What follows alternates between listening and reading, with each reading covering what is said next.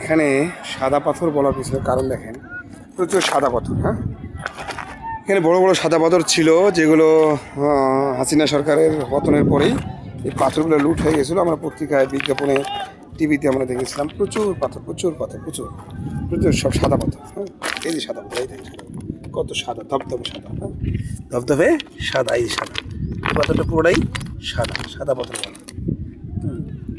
তো এই সাদা পাথরের দেশে আসতে পারাটাই একটা সৌভাগ্যের বিষয়। এই যে পাথর সাদা, এই সাদা, কোনটা নেবো আর কোনটা নিব, কোনটা নিব আর কোনটা না নিব, বিষয়টা কিন্তু এরকম। তো আমি কয়েকটা পাথর নিলাম, স্মৃতি হয়ে থাকবে। পাথরগুলো আমার কাছে স্মৃতি হয়ে থাকার বিষয়। তো ইনশাল্লাহ আমি আবার ফিরে আসার চেষ্টা আছে এই সাদা পাথরের। এখানে সব পাথর আর পাথর, সব সাদা পাথর, সাদা পাথর, সাদা পাথর, তবে সাদা পাথর। এটা রোদের কারণে আরও একটু ক্লিয়ার দেখা যাচ্ছে না। এই যে পাথরটা দেখেন, পুরো সাদা পাথর, পাথর পাথর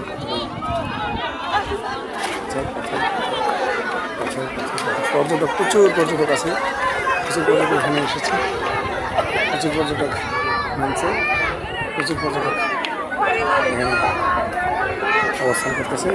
পুরোটাই পাথরে ভরপুর, পাথর তো পাথরই। হ্যাঁ, সাদা পাথরে ভরপুর। এই